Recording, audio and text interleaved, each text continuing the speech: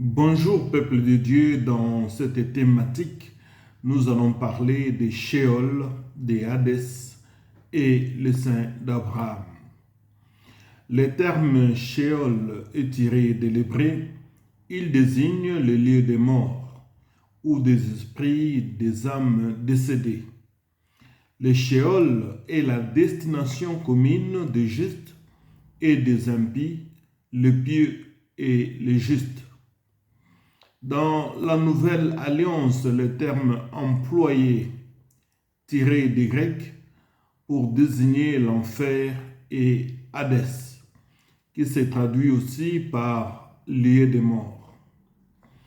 Le terme Géhenne est tiré du grec Géhéna et de l'hébreu Hinnom, qui est également employé dans le Nouveau Testament pour désigner l'enfer. À ce qui concerne le saint d'Abraham, le saint d'Abraham est mentionné qu'une seule fois dans la Bible. Dans l'histoire de Lazare et de l'homme riche, les exégètes l'ont employé dans les Talmuds comme synonyme du ciel ou paradis selon différentes interprétations.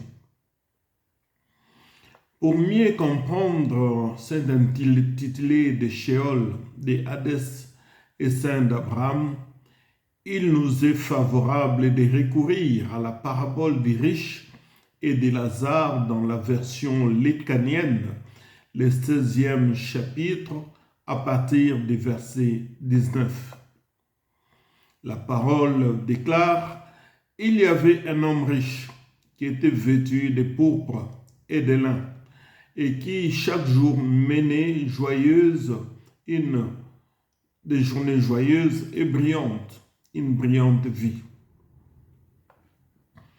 Un pauvre nommé Lazare était couché à sa porte, couvert d'ulcères et désirait de se rassasier des miettes qui tombent de la table des riches, et même les chiens venaient encore lécher ses ulcères. Le pauvre mourut et fut porté vers les anges dans le sein d'Abraham. Le riche mourut aussi, il fut enseveli. Dans le séjour des morts, il leva les yeux, et tandis qu'il était en proie au tourment, il vit de loin Abraham et Lazare dans son sein. Il s'écria: « Père Abraham, aie pitié de moi. Envoie Lazare pour qu'il trempe le bout de son doigt dans l'eau et me rafraîchisse la langue, car je souffre cruellement dans cette flamme. » Regardez que cet homme riche avait toujours la manie d'envoyer ces gens, et là aussi même dans le séjour des morts, il veut qu'on envoie Lazare pour l'aider. Abraham répondit: « Mon enfant, souviens-toi que tu as reçu tes biens pendant ta vie, et que Lazare a eu les maux pendant la sienne. Maintenant, il est ici consolé. Il est consolé, et toi tu souffres. D'ailleurs, il y a entre nous et vous un grand abîme, afin que ceux qui voudraient passer d'ici vers vous ou de là vers nous ne puissent le faire. » Le riche dit: « Je te prie donc, Père Abraham, d'envoyer Lazare dans la maison de mon père, car j'ai 5 frères. C'est pour qu'il leur atteste ces choses, afin qu'ils ne viennent pas aussi dans ces lieux de tourment. » Abraham répondit: « Ils ont Moïse et les prophètes qui les écoutent. » L'homme riche dit: « Non, Père Abraham, mais si quelqu'un de mort va vers eux, ils se repentiront. » Regardez encore que cet homme riche était habitué à toujours dire non au Père Abraham, et il a amené ses manières même dans les séjours des morts. Il n'hésite pas à dire au Père Abraham: « Non, Père Abraham. » Abraham lui dit: « S'ils n'écoutent pas Moïse et les prophètes, ils ne se laisseront pas persuadés quand même quelqu'un de mort ressusciterait. Bien-aimé de Dieu, ce récit ressemble à un fait réel qui s'est produit réellement dans l'Ancienne Alliance et que Jésus-Christ révèle à ses contemporains. Dans cette parabole, Jésus-Christ commence par présenter des personnages tout opposés. L'un est riche, l'autre est pauvre. L'un est vêtu de pourpre, l'autre couvert d'ulcères. L'habillement de cet homme riche témoigne qu'il était un personnage de haut rang. Les riches font des festins de manière quotidienne, tandis que le pauvre n'a que de vulgaires chiens pour compagnie. Tout dans ces récits oppose donc ces deux personnages. Dans le langage de nous les hommes, surtout les hommes d'aujourd'hui, l'un semble comme béni de Dieu, il est riche, il a des vêtements, statut social élevé, il fait des festins, tandis que l'autre, c'est le pauvre Lazare. On lui attribue un vocabulaire lié à la malédiction. On y voit l'ulcère fait référence à la 6e plaie d'Égypte selon Exode chapitre 9, le verset 9. Et l'ulcère renvoie aussi à ceux qui ont désobéi à la loi de Moïse, comme le déclare le livre de Deutéronome au 28e chapitre, le 27e verset. La Bible dit, « Le Seigneur te frappera des furoncles d'Égypte. Il te frappera aussi d'abcès, de gales, de pustules, et rien ne pourra t'en guérir. » Remarquez, peuple de Dieu, que les tableaux décrivant cet homme pauvre ne peut échapper à les rapprocher de la malédiction dont Élie le prophète prononça contre le roi Akab après le meurtre de Naboth dans le livre de 1 roi 21, chapitre 21 et le verset 19.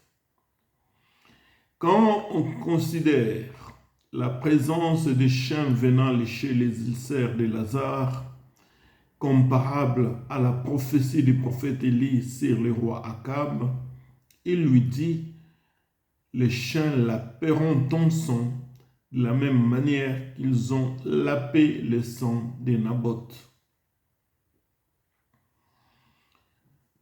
Il s'en va de même qu'à ce niveau, nous voulons attirer l'attention des étudiants, de nos auditeurs, de tous ceux qui nous écoutent ou qui nous suivent, que ce n'est pas parce qu'un frère ou une sœur souffre qu'il faut sauter vite aux conclusions qu'il a péché ou que Dieu l'a abandonné.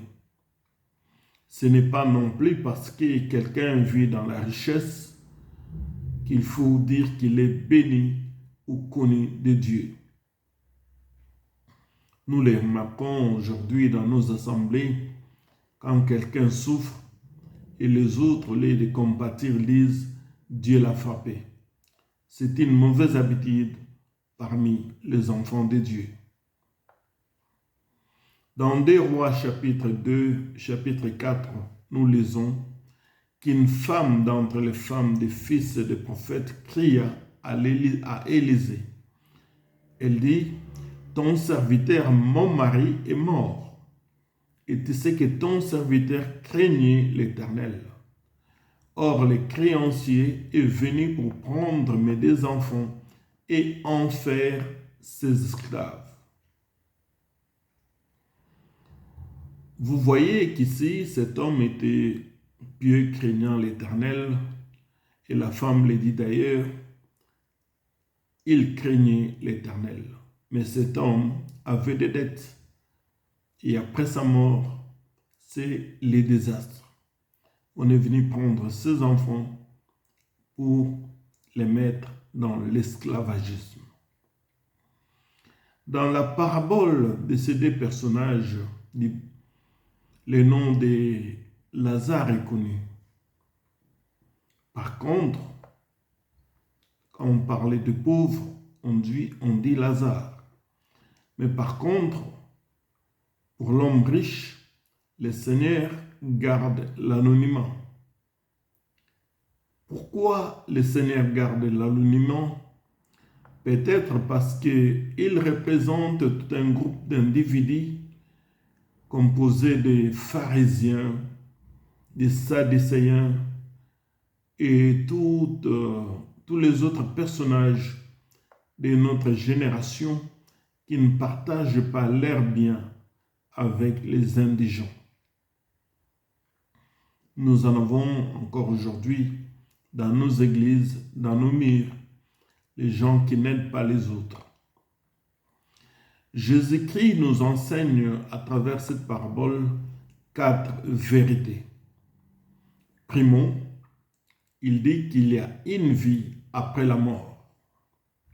Nous devons savoir qu'il y a une vie après la mort. Secondo, par analyse de ce récit, la porte d'entrée dans les Sheol, représentée ici par séjour des morts, était la même, que cela soit pour les riches ou pour les pauvres, Lazare. Il s'ensuit que dans cet enclos du Sheol, il se trouve des compartiments, le sein d'Abraham et le lieu des tourments, séparés au milieu par un grand abîme, infranchissable, même si ceux qui y résidaient pouvaient se voir et communiquer. Tertio, si pendant notre vie sur terre, nous avons rejeté la parole du Seigneur, nous serons livrés comme l'homme riche dans les tourments éternels. Aucune prière ou supplication faite en faveur des morts ne pourra changer sa destinée finale s'il n'avait pas accepté Jésus-Christ comme Seigneur et Sauveur personnel. Quarto, Jésus-Christ démontre à travers cette parabole que ces deux endroits, les seins d'Abraham et les lieux de tourment ou les Hadès, sont des lieux où l'âme est consciente. La paix de l'âme de Lazare est réelle et le tourment de l'homme riche est aussi réel. Tous les deux en sont bien conscients. Nous ouvrons une parenthèse ici pour dire que la notion de purgatoire introduite par le catholicisme est une notion tout simplement fantaisiste et invraisemblable. Selon eux, le purgatoire est une étape de purification par laquelle les âmes des défunts morts peuvent expier les péchés dont ils n'ont pas fait une pénitence suffisante avant leurs derniers instants. Ce qui conduit qu'après la mort, une période d'épreuve qui libère les défunts totalement du mal est observée. Ainsi, ils obtiennent la sainteté nécessaire pour accéder au paradis.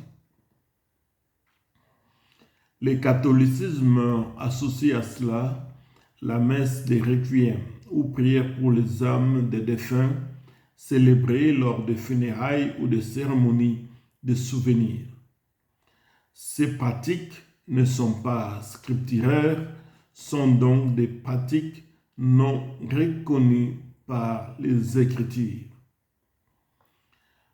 La Bible déclare sans embâche qu'il y a une vie éternelle. Le royaume des cieux pour les rachetés de Christ et le temps de feu, la géhenne, le lieu de tourment pour les impies. Cette vérité est indéniable. Cet homme n'est pas allé dans les lieux de tourment à cause de sa richesse. La richesse n'entraîne pas les lieux de tourment. Cet homme y est allé parce que il ne partageait pas ses biens avec ceux qui souffraient à la portée de sa maison et son entourage. À sa demande à ce que le père Abraham puisse envoyer Lazare vers sa famille, la réponse ne souffre d'aucune contestation. Père Abraham a dit, sur la terre, ils ont Moïse et les prophètes, qu'ils les écoutent. Peuple de Dieu, en conclusion, dans cette parabole, nous voyons l'importance ultime de la grande commission. Sauver les âmes doit être notre motivation première dans l'évangélisation et les témoignages quotidiens. Nous vous disons merci de nous avoir suivis. Nous sommes heureux de vous compter parmi nos auditeurs et nous disons à la prochaine leçon. Que Dieu vous garde. Merci.